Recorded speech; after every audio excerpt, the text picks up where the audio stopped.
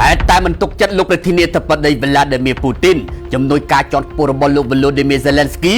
បានប្រាប់ភ្នាក់ងារ AFP កាលពីថ្ងៃពុធថាបណ្ដាប្រទេសនៅអឺរ៉ុបគួរតែដាក់ពង្រាយកងទ័ពប្រយុទ្ធមកកាន់ប្រទេសអ៊ុយក្រែនដែលមានឆន្ទៈត្រៀមខ្លួនប្រយុទ្ធទើបអាចការពារសន្តិភាពបានលោក Igor បានធ្វើការអំពាវនាវយ៉ាងដូចនេះនៅមុនកិច្ចប្រជុំកំពូលឆន្ទៈសម្ព័ន្ធមិត្តដែលធ្វើឡើងនៅក្នុងទីក្រុងប៉ារីសនៅក្នុងគោលបំណងត្រៀមខ្លួនជាស្រេចក្នុងការផ្តល់ការធានាសន្តិសុខទៅដល់អ៊ុយក្រែនជំនួយការជាន់ខ្ពស់រូបនេះបានប្រាប់ AFP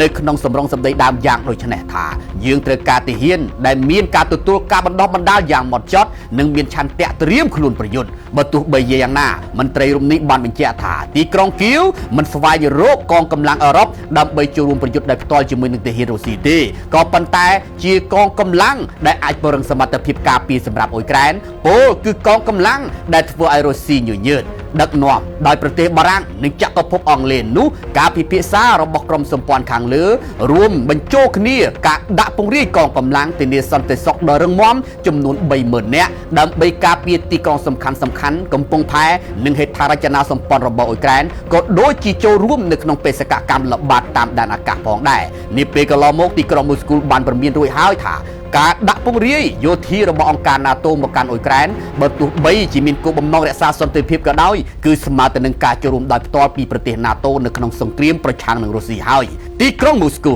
ក៏បានចោទប្រកាន់បារាំងនិងចក្រភពអង់គ្លេសថាមានចេតនាបង្កើនភាពតានតឹងនៅអ៊ុយក្រែនដើម្បីធ្វើឲ្យខូចកិច្ចខិតខំប្រឹងប្រែងរបស់អាមេរិកនិងរុស្ស៊ីក្នុងការដោះស្រាយជម្លោះនៅអ៊ុយក្រែនផងដែរបើរុស្ស៊ីបញ្ជាក់ច្បាស់យ៉ាងដូចនេះទៅហើយហេតុដូច្នេះមានតែរងចាំមើលបន្តទៀតទេថាតើទីបំផុតកងទ័ព NATO អាចមានឱកាសមកជន់ទឹកដីអ៊ុយក្រែនបានឬក៏អត់នោះ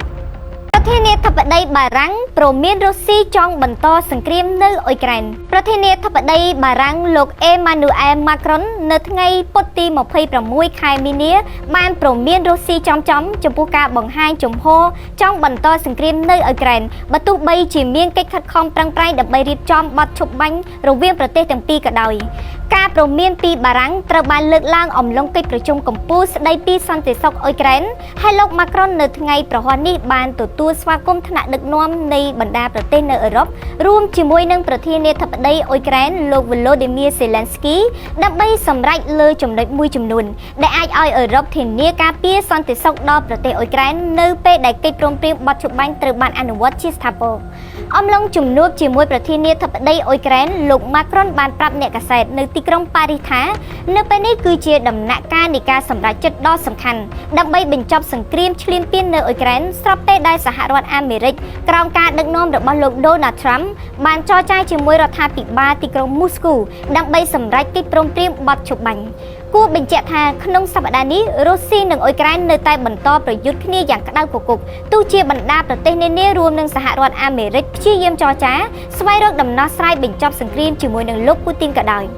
ទទួលទានសឹងតែរាល់ថ្ងៃប៉ុន្តែមិនដឹងថាវាមានអត្ថប្រយោជន៍អស្ចារ្យហួសការស្មានដល់ម្លឹងសោះផ្លែសម្រងដែលប្រជាពលរដ្ឋខ្មែរនិយមយកមកធ្វើជាភេសជ្ជៈនិងធ្វើជាបង្អែមនោះត្រូវបានអ្នកវិទ្យាសាស្ត្រស្រាវជ្រាវរកឃើញថាវាអាចជួយព្យាបាលជំងឺរាប់ផ្លេចរាប់ចាប់តាំងពីជួយបង្កើនឱកាសឲ្យមានកូនរហូតទៅដល់ជួយទប់ស្កាត់មិនឲ្យកើតជំងឺមហារីកការរកឃើញរបស់អ្នកវិទ្យាសាស្ត្រដែលត្រូវបានចុះផ្សាយនៅក្នុងគេហទំព័រសុខភាពបរទេសជាច្រើនបានបង្ហាញថាផ្លែសម្រងមានផ្ទុកទៅដោយសារធាតុបន្តបន្សំជាច្រើនដូចជាទីនីន សាប៉ូនីននិង flavonoid panol និងសារធាតុជាច្រើនទៀតហេតុដូច្នេះទើបវាអាចព្យាបាលជំងឺបានជាច្រើនមុខក៏ដូចជាជួយបំបត្តិការគេងមិនលក់ព្យាបាលជំងឺគ្រុនក្តៅក្អកផ្ដាសាយកម្ចាត់កំហាកនិងស្លេសជួយបន្ថយការឈឺចាប់ឬជំងឺតាក់ទងទៅនឹងរន្ធឆ្អឹងច្រមុះជួយព្យាបាលជំងឺហឺតជំងឺរលាកទងសួតរលាកសាច់បំពង់កឈឺបំពង់ក